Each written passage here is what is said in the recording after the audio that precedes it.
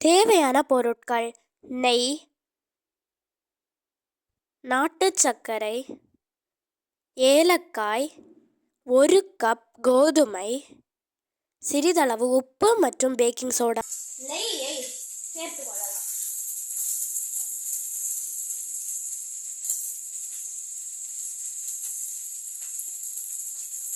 இப்பொழுது நெய்யை கலந்து கொள்ளலாம்.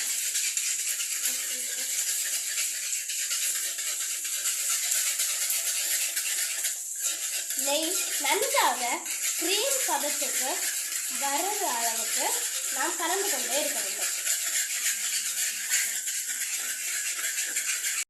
இப்பொழுது நன்றாக கிரீம் பதம் வந்துவிட்டது. இப்பொழுது சிறிதளவாக நாட்டு சர்க்கரை சேர்த்து கொண்டே இருக்கலாம். சேர்த்துவிட்டு கிளறி கொண்டே இருக்கலாம்.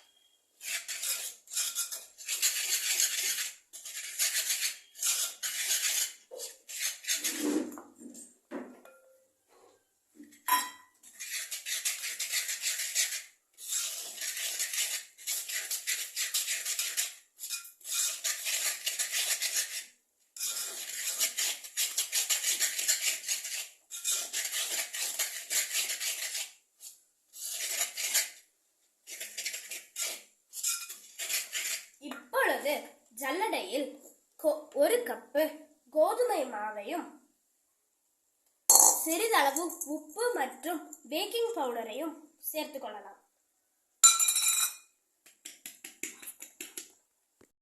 இப்பொழுது நன்றாக சலித்து விட்டோம்.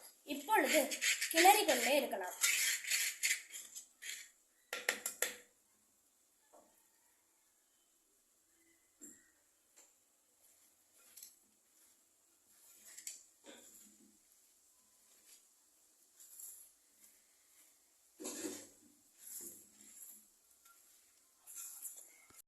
இப்பொழுது விரவும் பொழுது சப்பாத்தி மாவு அளவுக்கு விரவாமல் அதைவிட சிறிதளவு சாஃப்டாக விரவ வேண்டும். இப்பொழுது ஒரு தட்டில் நெய்யை நன்றாக தடவி கொள்ளலாம். இப்பொழுது மாவை எடுத்து உருட்டி பிஸ்கெட் ஷேப்புக்கு கொண்டு வந்து இந்த தட்டில் வைத்துக் கொள்ளலாம். இப்பொழுது நன்றாக உருட்டி விட்டோம். இப்பொழுது அவன் இல்லாமல் நாம் இப்பொழுது பேக் செய்ய போகிறோம். இப்பொழுது ஒரு ஸ்டவ்வை ஆன் செய்து ஒரு அடிகனமான பாத்திரத்தை வைத்து கல்லுப்பை கொட்டி கொள்ளலாம்.